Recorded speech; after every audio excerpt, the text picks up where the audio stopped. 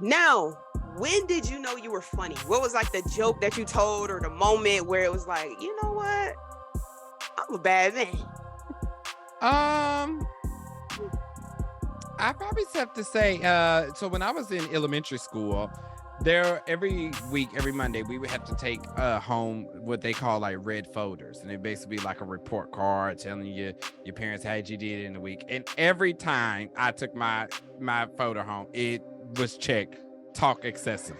That was Yeah. that was what it was marked as all the time. What's up, everybody, and welcome to the Queerly Blax Show.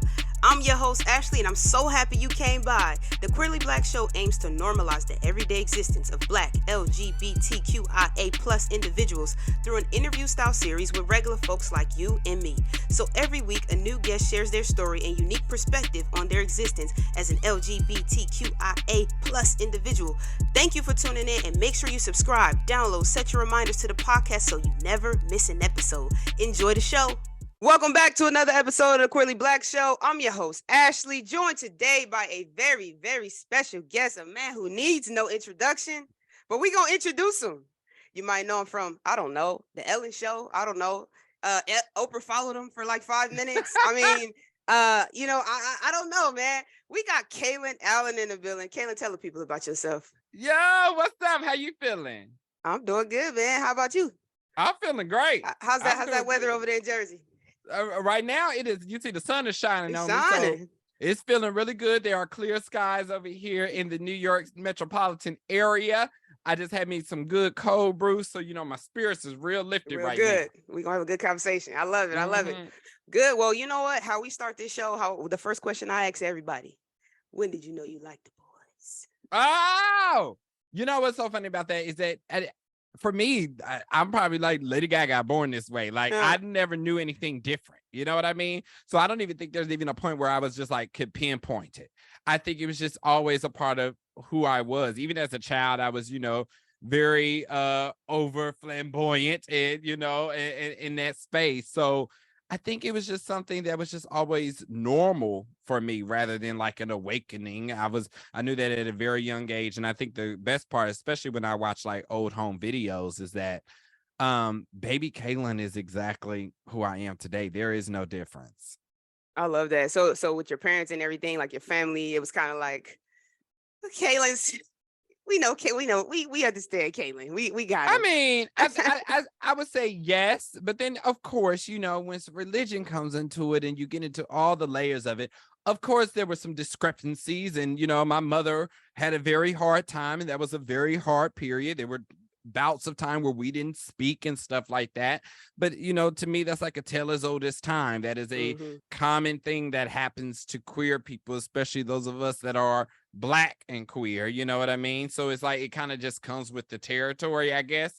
But I do what I think is great about that, in that is like, usually a lot of people try to like suppress it, or they try to like turn it down or turn it off, for certain places that I don't think I ever assimilated, even growing up, and I think that's the most beautiful thing about it, was that even though there were people around me or people that had judgments or said that it was wrong or blah, blah, blah, blah, I didn't listen to any of that. I didn't care what anybody's opinions were. I was just going to be me regardless, even if that meant I needed to cut you off or we weren't speaking. I was just like, I'm not going to sacrifice my own peace and happiness just so you can be comfortable. Yeah, I love that. How do you feel like you got to that place of like feeling super confident? Because I think that's a big challenge for people, is that, people will suppress that part of themselves in fear of losing like family or friends or close relationships with people who, to me, don't know it's not the genuine full part of you, but they're afraid of letting that part show. Where'd you find that confidence? That's another thing since birth. I think I have just, as a person, always trusted my instincts and based my movements and the decisions I made based off of how I felt inside. If something didn't feel right in my spirit, or it made me, I never wanted to feel down and out. I always wanted to feel joy. So anything that didn't feel like joy was not welcomed, regardless of who it was or whatever it was, because I felt as though the price was too big of a cost. You know what I mean? And I was a Disney kid growing up, you know what I mean? So it's like I watched all these like Disney characters have dreams and aspirations and people trying to get in the way of them, and and they coming out on top because they were like, no, this is who I want to be, this is who I'm meant to be, this is my purpose, and I'm gonna go after that. So I think it also comes a lot from that as well. Yeah, I love that. So how was it for you during your high school years? Kind of young, Mm-hmm. 18, 19, 20. How was that, Kalen? Who was that guy? So the funny thing about that is, and this is also another crazy part, is like I was not really like bullied or teased for being gay in high school specifically, So and Kansas or was middle cool. school. Kansas, because you're from Kansas, right? Yes, So correct. Yeah, I'm from Kansas City, and it's so crazy that you say that because I was even thinking about this like yesterday, and I was like, why was it so accepting? And I think a lot of it is like a lot of times bigotry is rooted in like ignorance, right? And people just not having any type of intelligence, you know? Well, I went to a school called Sumner Academy, which at that time was, I think still is, it was the #1 school in Kansas. So you had to be accepted into this school, you know what I mean? So you had to have some type of academic be exemplary in that area in order to even attend there. And I think we all as a collective were celebrated for our uniqueness and what we brought differently to the table, and everybody wasn't very much like fall in line. Now, does that mean that homophobia doesn't exist in Kansas? No, not at all. It is Kansas. I mean, that is where the mhm. Westboro Baptist Church was born and Right. bred, you know what I mean? It existed, but I also think something that assisted me was the fact that I could entertain people. I've always been able to make people laugh, you know what I mean? And usually when you can do that, people kind of leave you alone, because they find you funny, they find you interesting. And I think like with the confidence. What up? It's your host, Ashley, and I'm interrupting this podcast to ask, are you following us? Have you downloaded the podcast? Are you subscribed to us on YouTube? If you're not already, go ahead and subscribe to the YouTube channel. Follow us on all platforms, Queerly Black. I'm going to let y'all get back to the show. Peace. Like I said earlier, it's like I never allowed anybody to tell me any differently. You know what I mean? So people didn't mess with me because I didn't let them mess with me. You know what I mean? It was just very much, this is who I am, and you gonna either take it or leave it. But even if you leave it, it doesn't matter to me. I don't lose anything. You know what I mean? There were times where I remember at one point there was like a letter sent to my house saying that trying to tell my mother that I was gay and that they were going to do something that she didn't do anything. And that didn't necessarily, it made me a little uneasy because I felt like it was unnecessary, but it wasn't ever to a point to where like, oh, I need to change who I am, or I hate myself. Like that never bothered me. It was more so just like, yeah. And I think also as a kid, I was in so many different leadership positions, like I was the president of my youth council, the NAACP. Like I was on like student boards, and I was on the student board of directors of the Federal Reserve Bank.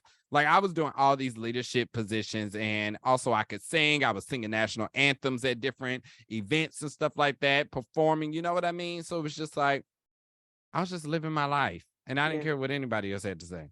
Yeah. No, I love that. And it just shows I love the all the parts because it shows that like again, all of us are more than our sexuality, Mhm, like that's such a it's a huge part of us, mhm. but it's not the part of us that everyone relates to, right? Like it's Right, not our whole self. And so right. I love that, in your story it highlights all of the parts, all of the things that you were doing because truly those are just as big and just as important. What are your thoughts on like now and just kind of the current state of like it's we're coming up on Pride Month, obviously, like Mhm. the Target, the merchandise and everything like that has been in the news. What advice do you have for people who live in those spaces where there is that controversy of like them feeling like they can't be themselves and they can't like lead with being excited about this month? What advice do you have for them? That's the tricky part, because even though I talk about how easy it was for me in Kansas, when I was living in Kansas, I also knew that I had hit the ceiling, that I had done everything that I could there.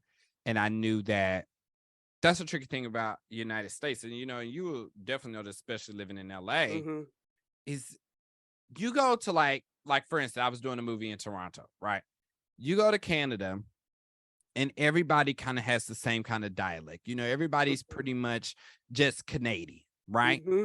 But you come down here and it's so polarizing differences that are in these different areas of the country. You know what I mean? And I think I am not a fan of also people just leaving these places, right? That have these different ideals and standards or whatever. And the reason why I say that is because I think if you leave them, then you just leave the bigots there to grow even stronger. I Mm-hmm. think if there's no one still there fighting the fight or, you know, speaking up or going against the cause, I think leaving or boycotting places only gives them the power. You know what I mean? Yeah, If 100%. that makes sense. Um, and so if I had any advice, and it also depends on the person. I think as a person, you have to decide if you feel as though you would find the most joy and your most complete self somewhere else, then go there, you Yeah. know? But if you feel like you love where you are so much and you believe that that place could be better and you think that you have what it takes to change that place or to find other people that can help you change it and be on the front lines, then do that as well. You Yeah. know, Yeah. I think, and the reason why I say that, and because this is the tricky part when you talk about like it gets better, right? The way that I see it is that till the end of time, there will always be some type of force fighting against each other. That's how a magnet works. You know what I mean? That's how like yin and yang, that's the balance of life. There's the good and there's the bad. It's always fighting against each other. But I think those things are also necessary in order for us to grow and become better people and come up with new rules and regulations. For instance, it's like racism still exists, but has it gotten better? Yes, but it's also changed and evolved and been presented in many different ways that may not look like overt racism, but you Mm-hmm. know it still exists, you know. Yeah. But that doesn't stop the fight. That doesn't mean you stop fighting for equality or start fighting for a better reality. It's just that it's morphed into something different. There's a new set of people that have different fights, different struggles, and they're still fighting for the betterment of the society. Yeah. Yeah. Shout out to those strong enough to stay and fight. Keep staying Amen. there, stay in the fight. I am not that person. Ah, No, you said I gotta I go. am not it. No, I'll be Uh-huh. dead somewhere. I went to a Black Pride Parent Pride Summit. Shout out to Mia, Parent X Hood, this past weekend in DC, Mhm. and we shared a lot of things like amongst ourselves just about like where we live and different Mhm. things, challenges that people have, and all of these people are parents, and so it was like you're just talking about a lot of stuff that you deal with, whether it would be with your kids, their schools, yourself, showing up every day. And a lot of people live in different places where being queer is not a accepted thing, and Mhm. there are a lot of challenges, and I just Mhm. have I walked away just being super empathetic and super grateful for those people, Mhm. because I just, for me, it was like LA is just comfortable. I think it one of the challenges that I've always talked about as Black people is that we have so many things that we have to fight against, right? Like we have so Mhm. many battles, especially being Black and queer, right? It's Mhm. like I'm Black, so I'm first generation educated. I am come from a, not so wealthy family, so I have to go get a good job to take care of myself. So there's that fight, right? I got to go find employment. I gotta probably send money back home for Mhm. somebody who needs me to help them. And then I gotta talk about being queer, and then Mhm. if I'm in a place where it's not accepted, I'm fortunate I was in New Jersey. Jersey's not bad in terms of like the spectrum, right? Mhm. It has its challenges, but Mhm. it's not as bad. But then you have the queer on top of that, and it's just like, man, my cup is like Right. on a Runneth over. million, so Right. it's challenging. And so my heart just was so open and empathetic, and just went out to those people that are staying and that are doing exactly what you just said, which is fighting Mhm. and continuing to push the narrative. So super grateful for all of you guys. Mhm. Now, when did you know you were funny? What was like the joke that you told, or the moment where it was like, you know what, I'm a bad man? Um, I probably have to say, so when I was in elementary school, there every week, every Monday, we would have to take home what they call like red folders. And it basically like a report card telling you your parents how you did in the week. And every time I took my my photo home, it was checked, talk excessively. That was Yeah. what it was marked as all the time. And I think that's probably my mother was never like, you need to stop talking in class. Like, she encouraged it, she was just like, be who you want to be, do what you want to do. You know what I mean? And so I think my mother was very much in a place to, like, even when we would go to parent teacher conferences and they would say that, she'd be like, well, is he learning? Is he keeping anybody else from learning? Does he have straight I A's? love that. Okay, then. So what's the issue? You know what I mean? Yeah. So I think in that talking excessively, I just immediately knew that I was like telling jokes all the time. Yeah. I remember one time it now, like, looking back, it wasn't that funny, but I think because I was a kid, it was like really funny. I remember I was asking, like, my first grade teacher, like, if I could have something. And she said no. And so then I said, like, pretty please. And then she said no again. And then I think I said, like, no, please, or something like that. But she thought that was the funniest thing in the world at that time. And I was just like, oh, okay, I see. So, and then she said yes after that. So I was like, oh, so all I got to do is make you laugh. Okay. Yeah, so Kalen was around here using Noted. humor to get what you wanted. Right, exactly. And so I think that's how I that was my first inclination. But I just think and this is what I always tell people, even to today. I was like, I don't consider myself to be a comedian. I consider myself to be a comedic entertainer. You know what I mean? Mhm. And I think that's where it comes from. It's like, I like entertaining people, regardless of where it is or what it is that I'm doing. I love to just be on stage or perform and entertain. Yeah. Yeah. You say that, you're a boy from Kansas with a dream. Mhm. What was the dream? What was your dream? The dream is exactly what I'm doing now. The dream was to fulfill some bigger purpose that was bigger than me. It was to create a legacy and to be remembered. I was an only child, so I've spent 99.9% of my time by myself, you know what I mean? And not having, like, siblings that I grew up with, or not having cousins around my age or family members around my age. I was very much just like by myself, Mhm. and I was just like, well, I don't want to just feel like that's how I'm gonna be my entire life, and so it's like, I want to be able to. And I think also because when you are spending so much time by yourself, you can feel what that can kind of feel like sometimes, especially then coming out and not necessarily being accepted at first by my mother, and having to experience what that was like being on my own. Was just like, I don't want anybody to ever have to feel like that, or have to spend holidays alone and stuff like that. And I think a lot of what I do is giving the world what I didn't get, if that makes sense. Yeah. And so I think that's the bigger dream of taking all the insecurities, all the flaws, all the things that I felt as a child and growing up, and in giving the medicine to that out into the world, so that people don't feel that way. Yeah, I love that, and I agree that what you do definitely is necessary. I think people don't understand how much comedy and laughing is medicine. It gets you through. And that those the feelings of not being alone. There's a lot of, like, negative talk about social media and how it impacts us and all of these things, but I think the one thing about social media that I like is that you can find yourself anywhere. You Yes. can find yourself anywhere. And I think a super small example, but like, you did a video about the laundry detergent and you were like, can somebody tell me how to use this? Right. And it's Right. like, yo, I thought I was the only one who thought this was the craziest thing. Right. But and that's so small. It's laundry detergent. Like, it's not. Right. But it's Right. like, dude, like, no, seriously, Right. like, who created this? And like, Right. how are you supposed to use this? Like, am I Right. supposed to pick this big old thing up every single time I, like, do laundry? So I think Right. those little micro nuances of Mhm. life that, like, make you feel like, dang, like, I really had that curiosity. So I love that. Well, So I think it's definitely. also, it's like, if you look at my content, it's like, I don't make fun of people. Hmm. No one is ever the butt of my joke. You know what I mean? If anything, I'm making fun of myself, And I think that's also because, especially, you talk about social media, and especially when I'm on Twitter, I'm like, damn, do y'all ever shut the hell up? Nah, Like, Twitter is. oh my God. I'm like, like yesterday when we were talking about, Little Mermaid, talking about the red hair. I was like, why are we arguing over a color hair for a movie that's already out? Mhm. Who cares? Like, I'm like, don't y'all wake up and be like, I don't want to argue today.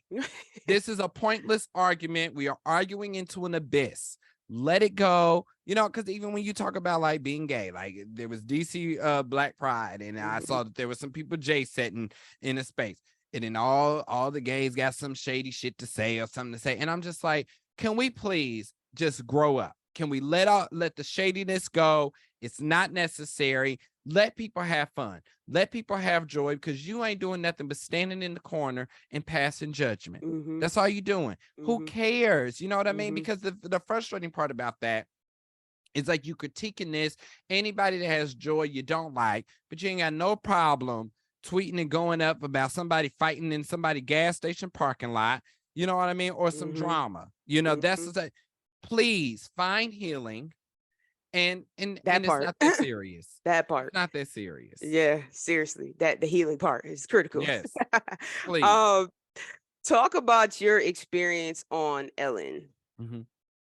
Well, I mean, I was at Ellen for 5 years. So I started, my first food video was made in 2017, and then it was only 3 months after the first one that I filmed my first episode of Ellen, and it aired.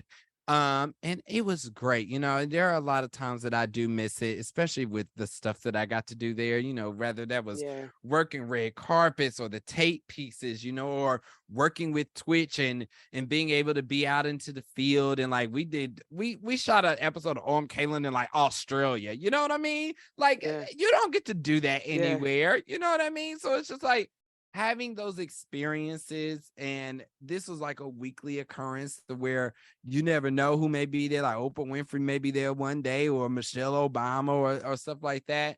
It's like I wouldn't trade my Ellen time for anything. Those are some of the best years of my life. And it's actually kind of hard for me to like watch old clips of it, nowadays, especially now that Twitch is gone. It's hard for me to watch it, because I start to really grieve it, and mourn it and miss it, and just how fun it was. And I think what's also special about it for me specifically, like that was my first introduction to my dreams. You know what I mean? It's like I was a college student, and I went straight there, and my life changed. And I got to do some of the most amazing things in the world and work with some of the most amazing people, and I will cherish those days for the rest of my life. Yeah, no, it's awesome. How inspiring was it for you working for Ellen, with her also being queer? And I think that's also another part of it, is that especially now that I've started to go different places, or different audiences, and noticing how I can experience more bigotry in other places. I think what was great about working at Ellen was because she was queer, I got to be my most queer self, and the audience didn't care, because that's what the show was. The show was already rooted in queerness. Anybody who was in this space was okay with that. So that was exactly. That's out the way. Yeah. Right. Even the audience, you know what I mean? So none of that mattered. We got to do whatever we wanted to do and just exist and not have to worry about it. You know what I mean? So it gets trickier when you go to other places. You have to think about, well, should I wear heels? What am I wearing? What is my appearance giving? You know what I mean? While there, it didn't matter. I got to do whatever I wanted to be. And that's another privilege that is not usually afforded anywhere else, but I do think that is why when I do go to other places and I know that may be the feedback or how audience responds, is why I still choose to show up as my full self no matter where I am. Yeah. Let's get into this fashion. Where's your inspiration come for fashion? And do you have like a certain aesthetic, or do you just kind of go with whatever you feel for today? My aesthetic kind of changes. It evolves over time. In LA, it was bad because everybody just in sweats and t-shirts and stuff like that, so I only really got dressed up if I was going to an event, but New York is a fashion capital of the country. You know what I mean? So I think now I can see that it's starting to shift. Like just this morning when I picked out this hoodie and I was in my closet, I was like, I still have a lot of LA clothes. I was like, I really need to go shopping in New York and, upgrade a little bit. I can't keep wearing the same stuff and only having a couple get up. And I also have a lot of winter clothes because I dress better in the winter. I ain't got hardly any summer clothes, and it'd be hot as hell out here. So I think it evolves over time, but I think where my inspiration comes from is movies and TV, and just like for me, fashion is something that makes me feel powerful. You know what I mean? It makes me feel strong. It makes me feel chic and sleek. You know what I mean? And so, like, for instance, this weekend I had the Polo Classic, and I've been searching for outfits and looking and looking and looking, and I'm also not a type of person that wants to fit in or blend in or be normal, because I have a wedding to go to and it's black tie, and it was like men wear suits, and I'm like, I'm not just any old man. I'm not wearing no black boring ass suit, So I'm like, I'm looking at Mugler, I'm looking at Alexander McQueen. I'm like, how do I get something that's a little bit more eccentric but still gives black tie, but I wanted to give couture, very high fashion, talking about Beyonce Renaissance World Tour. I'm already talking about, okay, we need to figure out what the stylings are. What is the outfit that I want to get? I want to give a cat suit, I want clavicle. Have you been to the show yet? Not Have you yet. seen the show yet? Not yet. I've seen the show. Where you I seen watched it at? the Instagram live. Oh yeah. My first show is here in New York. So I will go to I'm going to 4 shows. So I go the 29th and the 30th. And then I'm coming back to LA for the birthday show, September 4th. Yes. And then I am going to go to Kansas City to see that show as well. Yes. When did you become the captain of the Beehive? So I have been a Beyonce fan since love her. like a kid. Forever. Like Destiny's Child. Yes. I remember being in summer camp, and this is another statement of how Kalen's always been Kalen. I was in elementary school going to summer camp, honey. And it was 2003, Crazy in Love just came out, and there was a talent show. And best believe, Kalen got his ass up there and performed Crazy in Love for the talent show. You know what I mean? Did you wear the tank top in the little shorts? I think I did, child. I was up there shaking it. Okay, I was ready. I think it was just like there was something so fierce and strong about her and powerful, and I think as time has gone on, I've just really been inspired by her career, and how she's grown. And I'm so glad that we finally met, because now it's even changed even more. Now it feels a little bit more personable to me. Where'd you meet her? So I was actually hosting the red carpet for the Wearable Art Gala in October for Miss Tina. And so while I was there, of course, Beyonce comes every year. And so me and Zach Campbell went up to her and introduced ourselves. And that's when we first met. But she was so grounded and motherly, and it didn't give like celebrity Beyonce. You meet so many people and they just give this celebrity kind of aura. And that felt so personal to me that I was just like, this is my friend. You know what I mean? Yeah. And so I think now it's become more of just like, I just want her to be happy. I just want her to do whatever she wants. I think also once you start working in the industry, the allure of celebrity kind of goes away after that's your normal day-to-day, basis kind of thing, to where I'm going to events on a weekly basis where somebody's there, or I'm friends with people, like me and Michelle talk all the time and stuff like that. So when you start to create those relationships, then kind of the fandom kind of just disappears.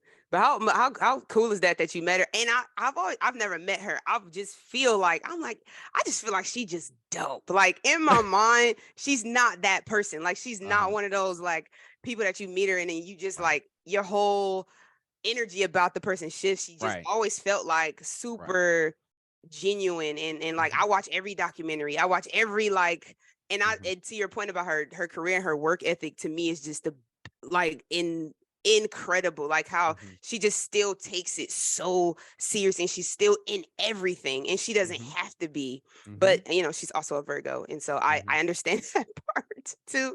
But I just love her, and I love the fact that you are like a huge fan. You're going to 4 shows. I'm gonna have to probably give me another ticket. I have to go see me another show. But yeah, no, like I love her. So since Ellen, you've been doing a couple of things. You have the podcast, Raised by Ricky. What other things do you have going on? Oh my God, me and my 50 million jobs. Yes. Let's see. There's that podcast. There is I just completed a Christmas movie with Christina Milian and Deval Ellis called Meet Me Next Christmas for Netflix. So we just finished filming that. Love Deval and the whole family. I know, right? I'm about to do a celebrity family cook-off for Roku channel. So I just signed on to do that. I mean, I like to stay busy. I like to work. I like to always figure out how I'm growing and doing more. I'm also in school. I'm at NYU getting my master's in journalism. I'm doing Juilliard extension program. Him educated. So, educated, y'all. For me, it's more so, it's just like, I know that the end goal is that I want a talk show at some point, Not they giving talk shows out like it's fish fry platters, you know what I mean? So it's just like, hell, if they can get one, I can get one, you know what I mean? So I think that's the ultimate goal. And I think everything that I'm doing now is really like practice, it's like, and that's how I treat a lot of things. It's like, I can't just go straight to the top without having something kind of experience under my belt. So I try to do a little bit of any and everything and try to take the little gems and the lessons that I can that are only preparing me for what is soon to become in the future. Yeah, for sure. I love that. When you get that talk show, if you need, some queer, some personalities around, I'm available. Come on. If you need me to go to a red carpet for you, because you're gonna be Ellen now. So if you need me to go out and hit the streets for you, I got you. I love that. Now I can tell you one thing: I'm not bringing the show to LA. You ain't bringing. I gotta move to New York. Oh yep, man, it's not gonna be shot in LA, honey. I'll crash on my mama couch. Wow, there you go. We'll do it. Cool, man. Well, thank you so much. I want to play a quick game of this or that before we get out of here. See what's on your mind. Okay. Laundry or cooking? Cooking. Day at the spa or watching sports all day? Oh, day at the spa. Short hair or long hair? Oh, that's hard. Long. Sports car or a big truck? Sports car. No, big truck. Big truck. Lipstick or lip gloss? Lip gloss. Yes. Big wedding or small ceremony? Oh, big wedding. Yes. Stay up late or sleep in? Sleep in. Iron or re-dry it? Iron. Yes. Pay or have him pay? Ooh. Pay. I'm too independent. Beard or no beard? Beard. New shoes or new clothes? New clothes. Top or bottom? Bottom.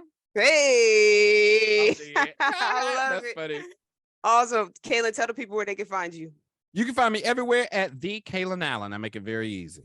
I love that. Well, thank you, Kalen, so much for coming through. This was amazing. A great conversation. I wish you all the luck on everything that you're doing and keep making us laugh, man. Thank you, darling. Y'all already noticed another episode of the Queerly Blax Show. I'm your host, Ashley. I'll catch y'all on the next one. Peace.